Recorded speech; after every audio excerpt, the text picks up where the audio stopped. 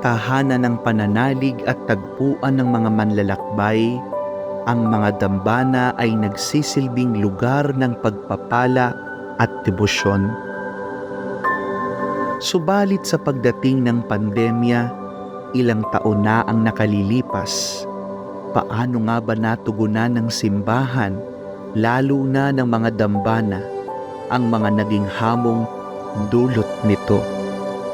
Kaalinsabay ng ating pagdiriwang ng 500 taong anibersaryo ng pagdaong ng Kristyanismo sa Pilipinas, binalot ang mundo ng magkahalong katahimikan at takot ng pandemyang dulot ng COVID-19.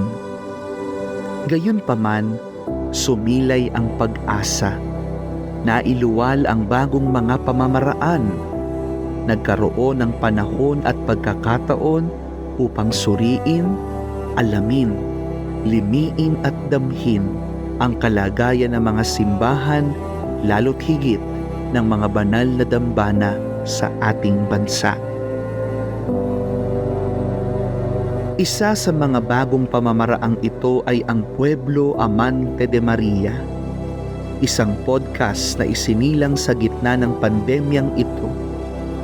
Ang programa ay naglalayong dalhin ang mga tagapakinig sa mga dambana upang talakayin ang halaga, ganda, yaman at debosyon ng pananampalataya at tradisyon sa kabila ng mga makabagong hamon.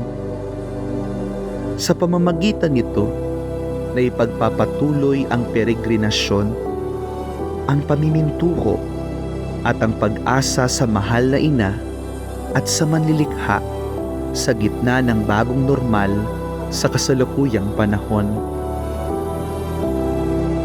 Ang podcast na ito ay naging daan upang malapatan ng tinig ang mga dambana, mapakinggan ang karanasan ng mga laikong manlalakbay, ang mga pastol na tagapangasiwa, ang kalagayan ng mga deboto, at dalhin ang mga tao sa puok kublihan ng mayamang daluyan ng pananampalataya, debosyon at buhay.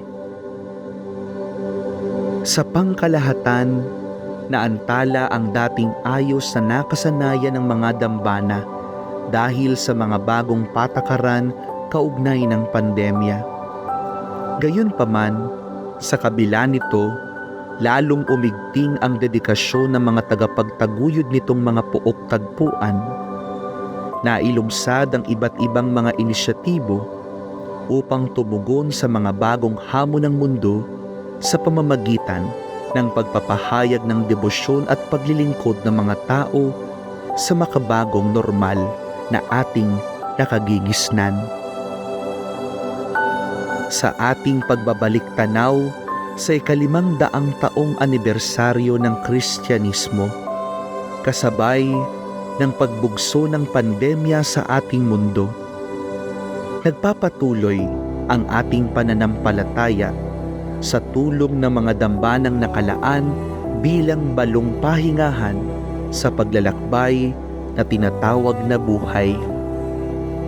Sa kabila ng mga hamon sa makabagong panahon, nananatili tayo bilang isang bayang patuloy na nagdarasal, kumikilos at nagmamahal.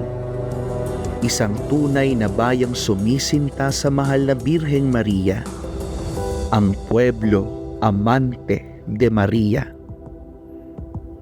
Ito ang peregrinasyon sa Pilipinas sa panahon ng bagong normal.